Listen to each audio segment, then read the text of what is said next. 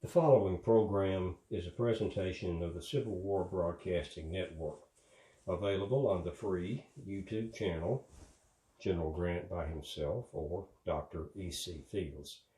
On the Facebook page, Kurt Fields as General Ulysses S. Grant, and on various other social media.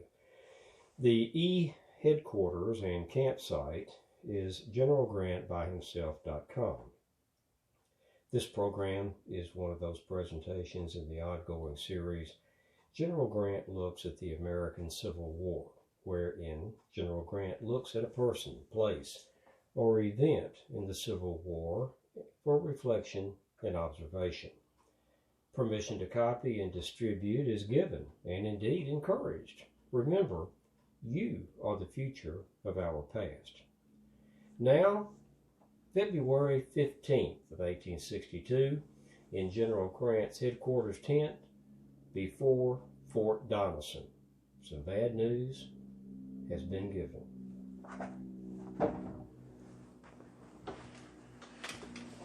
I'm General Ulysses S. Grant, and you find me here and join me in my headquarters tent before Fort Donelson. It is February the 15th of 1862.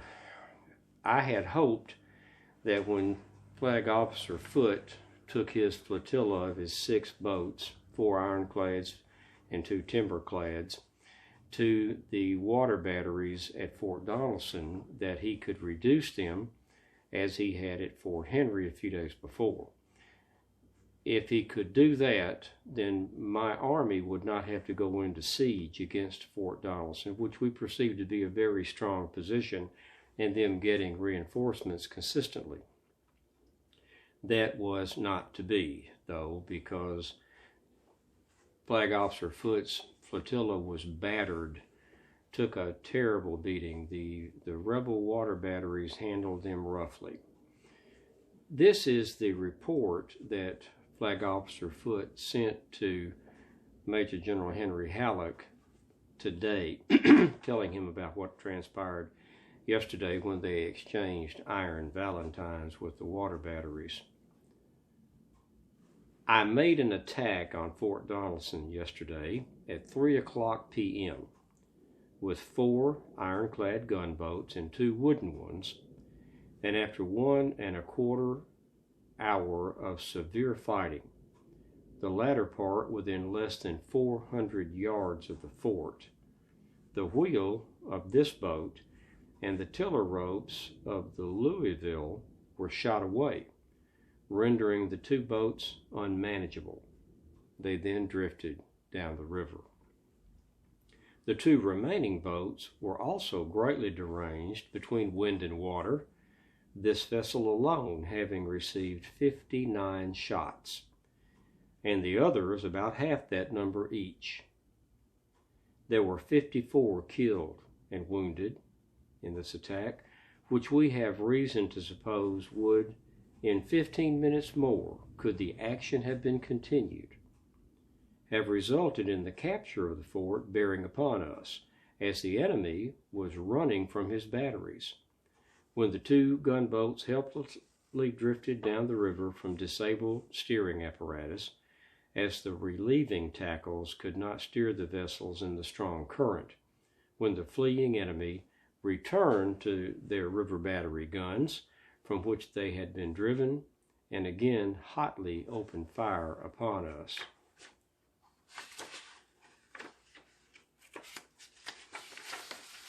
The enemy must have brought over 20 guns to bear upon our boats from the upper battery and the main fort on the hill, while we could only return the fire with 12 bow guns from the 4 boats. 1 rifle gun aboard the Carondelet burst during the action.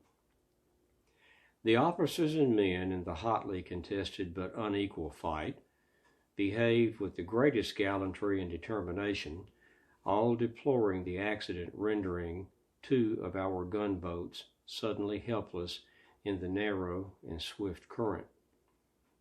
On consultation with General Grant and my own officers, as my services here until we can repair damages by bringing up a complete force from Cairo to attack the fort, are much less required than they are at Cairo.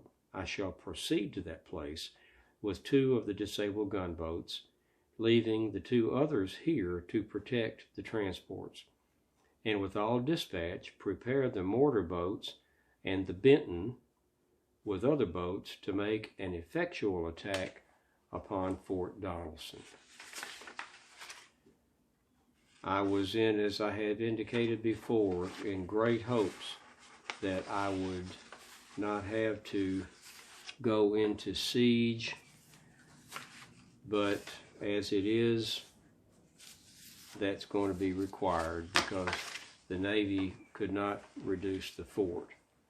Now, this morning, after that report was brought to my attention, I sent this to General G.W. Cullum, Chief of Staff, Department of the Missouri, in Cairo, Illinois. General, I hope you will direct Captain Turnley to forward the transportation belonging to the troops here as rapidly as possible. It is now almost impossible to get supplies from the landing to where our troops are. We will soon want ammunition for our 10 and 20-pound Parrott guns, already require it for the 24-pound howitzers. I have directed my ordnance officer to keep a constant watch upon the supply of ammunition and to take steps in time to avoid a deficiency. Appearances now indicate that we will have a protracted siege here. The ground is very broken, and the fallen timber extending far out from the breastworks. I fear the result of attempting to carry the place by storm with raw troops. I feel great confidence, however, of ultimately reducing the place. As yet, I have no batteries thrown up, hoping with the aid of the gunboats to obviate the necessity. The present high water has prevented my extending the right to the river.